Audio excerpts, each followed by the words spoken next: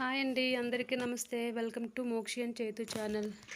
Egg కర్రీని చాలా సింపుల్గా అప్పటికప్పుడు ఎక్కువ మసాలాలు లేకుండా ఎంతో రుచిగా ఎలా చేయాలో ఇప్పుడు మనం చూద్దాం.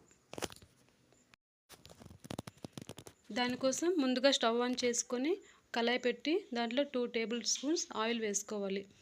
ఆయిల్ కాస్త వేడెక్కాక దాంట్లో 1 స్పూన్ ఆవాలు, అర స్పూన్ వరకు జీలకర్ర వేసుకోవాలి. ఆవాలు జీలకర్ర కాస్త ఫ్రై అయ్యాక దాంట్లో మనం సన్నగా కట్ చేసి పెట్టుకున్న ఉల్లిపాయలు ఒక అరకప్పు వరకు వేసుకోవాలి. ఇంకా 2 పచ్చిమిర్చి వేసుకోవాలి. ఉల్లిపాయల్ని బాగా ఫ్రై చేసుకోవాలి.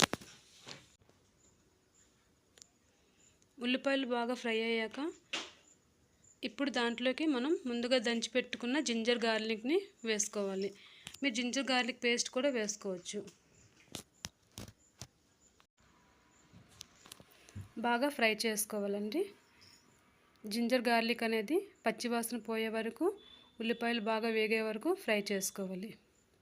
ఉల్లిపాయలు బాగా వేగాయండి. ఇప్పుడు దాంట్లో మనం సన్నగా తరిగి పెట్టుకున్న టమాటోస్ 2 వేసుకోవాలి. ఇప్పుడు దాంట్లో కొద్దిగా ఉప్పు, కొద్దిగా పసుపు, కొద్దిగా ధనియాల పొడి, కొద్దిగా జీలకర్ర పొడి, అర స్పూన్ వరకు గరం మసాలా వేసుకోవాలి.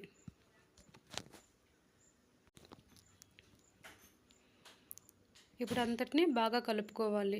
మసాలాలు అనేవి బాగా వేగే వరకు కలుపుకోవాలి.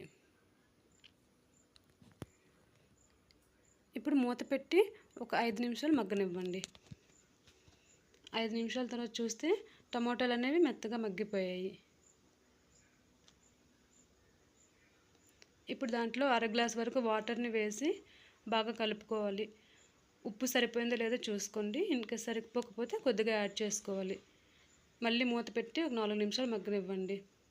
4 నిమిషాల తర్వాత చూస్తే ఆయిల్ ఇలా పైకి తేలి బాగా మసాలాలన్నీ బాగా ఉడికాయండి. ఇప్పుడు అంతటిని ఒకసారి బాగా కలుపుకోవాలి.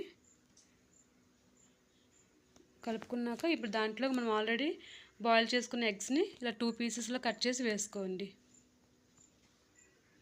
వేసుకున్నాక నెమ్మదిగా ఆ గుడ్లు అనేవి చెదిరిపోకుండా బాగా కలుపుకోవాలి.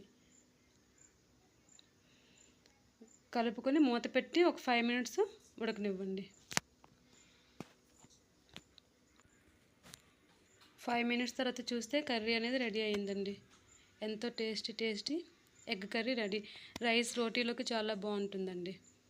Thanks for watching. Please like, share and comments.